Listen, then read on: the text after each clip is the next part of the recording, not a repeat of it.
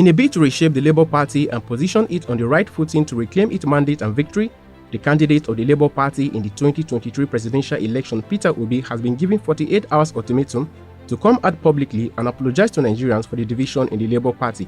Peter Obi was urged to reconcile with the ousted chairman of the party, Julius Abure, bringing about a unification that will unanimously fight against the introduction of Lamidi Apapa as the leader of the party. Chairman and convener of the Obedient for a Better Nigeria (OBN), Peter Piper, made a call at a press briefing in Abuja on Friday. The convener of the OBN, who averred that while the Obedient movement considered Peter Obi as a better candidate in the 2023 presidential election under a unified Labour Party with Julius Abure as the leader, stated that the success and fame of the party was made possible by the leadership and unwavering support of Julius Abure as the chairman. According to him, Abure took the party from relegation to top 1, even though the party is adjudged as top 3. Dr. Piper frowned at what he described as a deliberate gang-up to orchestrate division in the party. The chairman and convener of the Obedient for a Better Nigeria movement, however, concluded that if Peter Obi can reconcile with Julius Abure, thereby making peace with Nigerians, his candidacy remain upheld in the Labour Party comes 2027. An organization that was registered as a civil society group, the Obedient for a Better Nigeria. And our obedience is predicated on having a Nigeria that works for anyone. We're not political fanatics. We are not delusional people. This country belongs to all of us. And in this project called Nigeria, we're all stakeholders. I often say in interviews like this that the highest position in the land, the highest position in Nigeria is not the position of the president. It is the position of the citizen of the Federal Republic of Nigeria, which happens to be the position that every single one of us here is holding. The president is working for the citizen. The Senate, the judiciary is working for the citizen. The legislators are working for the citizen. The police, all the law enforcement agents are working for the citizen. So this is not the time for citizens of Nigeria to remain silent when our house is burning. And when I talk about our house, we're not talking about a single political structure. We're referring to this enterprise we call Nigeria. So this is an open press conference. You are absolutely free to ask whatever question that you want to ask. We will cross the bridge when we get there. Peter Obi is my man.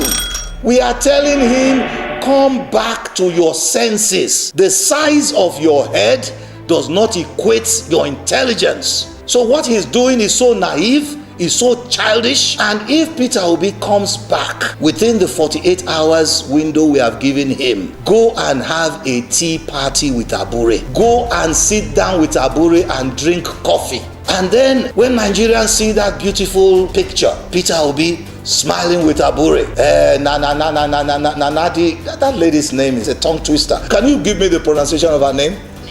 Nenadi. Okay, I have to use my nose to speak here because you can't enunciate her name if you have to use your other speech organs except you try to be nasal. So if we can see Peter Obi and Nenadi and Alex Oti, if we can see a picture with them and Abure drinking tea, Nigerians are good people. We will all say, this is what we are talking about. This is a sign of a good leader. This means that this man is qualified to rule Nigeria.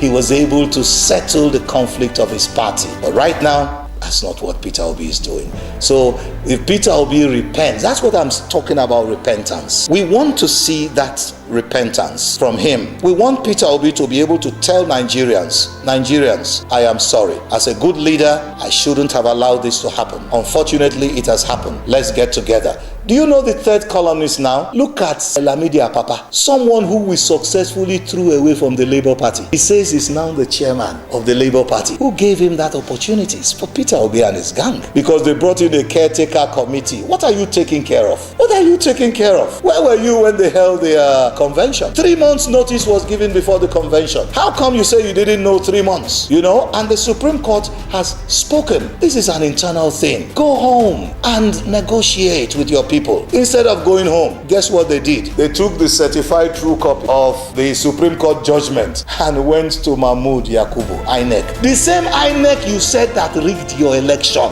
is the INEC you are telling to reinstate you in your own party. What type of politics is this? What are we talking about? We are reasonable people. And if you go to all the Labour Party offices across Nigeria, I'm challenging you as members of the press to go there and find out who are those sitting there. They are all loyal to Abure. They were the people that were there before Peter Obi came, and they are still there. I don't know if you understand what we're trying to say. The culprit in this situation is Peter Obi, because Peter Obi thinks he's invincible.